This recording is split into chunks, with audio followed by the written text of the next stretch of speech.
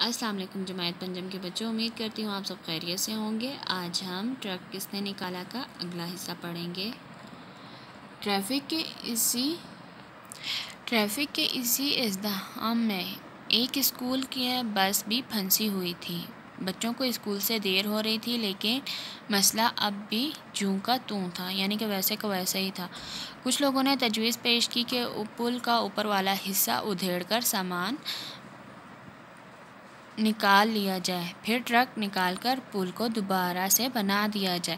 اسی دوران میں تعمیرات کے ماہر انجینئر، ریلوے افسران اور ٹریفک پولیس کے اہلکار بھی وہاں آ پہنچے۔ ریلوے کے افسروں نے اپنی طرف سے تجویز پیش کی کہ ٹرک کا اوپر والا حصہ توڑ دیا جائے اور ٹرک کو باہر نکالا جائے۔ کسی بھی تجویز پر اتفاق نہیں ہو پا رہا تھا، کیونکہ کوئی بھی اپنا نقصان اٹھانے کے لیے تیار نہیں تھا۔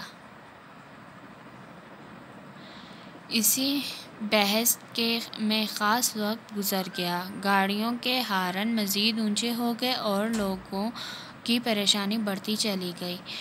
لوگ کبھی پل کو دیکھتے اور کبھی اس ٹرک کے ڈرائیور کو، جس کی وجہ سے یہ مصیبت آئی تھی، لیکن اس مسئلے کا کوئی حل نہیں نظر آ رہا تھا۔ اب کیا ہوا؟ جہاں ٹرک پھنسا تھا وہاں اسی ٹائم، یعنی کہ ادھری ہی ایک اسکول کی بس بھی پھنسی ہوئی تھی۔ کیوں؟ اب صبح کا وقت تھا، بچے اسکول جا رہے تھے، بچوں کو اسکول سے دیر ہو رہی تھی، لیکن مسئلہ وہیں کا وہیں تھا۔ کچھ لوگوں نے تجویز یعنی کہ رائے دی یا یہ سمجھایا کہ پل کا اوپر والا حصہ توڑ دیا جائے، ادھیڑ دیا جائے، یعنی کہ توڑ دیا جائے اور سامان باہر نکال لیا جائے، پھر ٹرک کو پل کے نیچے سے نکال دیا جائے اور پل کو دوبارہ تعمیر کر دیا جائے۔ اسی دوران میں تعمیرات کے ماہر انجینئر، یعنی کہ جو گھر وغیرہ بناتے ہیں، بلڈنگ، عمارتیں وغیرہ تعمیر کرتے ہیں یا پل وغیرہ بناتے ہیں، ان کے جو انجینئر تھا وہ بھی آ گیا، ریلوے کے افسران بھی آ گئے، ٹریفک پولیس کے اہلکار بھی وہاں پہنچے۔ ریلوے کے افسروں نے اپنی طرف سے یہ تجویز پیش کی کہ ٹرک کے اوپر والا حصہ توڑ دیا جائے، یعنی کہ اوپر والا اس کا حصہ کاٹا جائے یا توڑا جائے اور پھر ٹرک کو باہر نکالا جائے۔ کسی بھی تجویز پر اتفاق نہیں ہو پا رہا تھا، کیونکہ کوئی بھی اپنا نقصان نہیں چاہتا تھا۔ اسی بحث میں خاص وقت گزر گیا۔ گاڑیوں کے ہارن مزید اونچے ہو گئے، یعنی کہ لوگوں کو دیر ہو رہی تھی، صبح کا وقت تھا اور لوگوں کی پریشانی بڑھتی چلی گئی۔ لوگ کبھی پل کو دیکھتے تو کبھی اس ٹرک ڈرائیور کو دیکھتے، جس کی وجہ سے یہ مصیبت آئی تھی، یعنی کہ اس نے ٹرک لا کر پل کے نیچے پھنس گیا تھا اس کے۔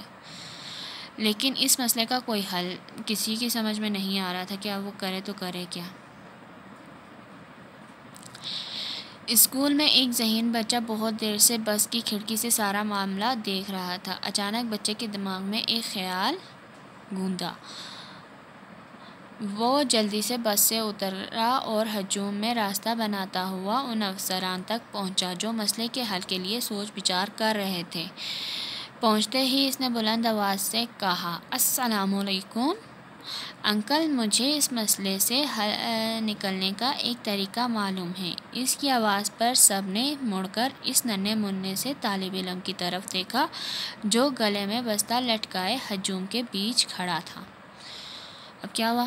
وہ جو اسکول بس تھی اس میں ایک بچہ بھی موجود تھا، وہ بہت عقل مند تھا، وہ کھڑکی سے سارا معاملہ دیکھ رہا تھا کہ کیا ہو رہا ہے کیا نہیں ہو رہا۔ اچانک بچے کے دماغ میں ایک خیال آیا، وہ جلدی سے بس سے اترا اور لوگوں میں راستہ بناتے ہوئے گزرا اور ان افسروں کے پاس پہنچا جو اس مسئلے کے لیے سوچ بچار کر رہے تھے۔ پہنچتے ہی اس نے کیا سب سے پہلے کیا بچوں؟ سلام۔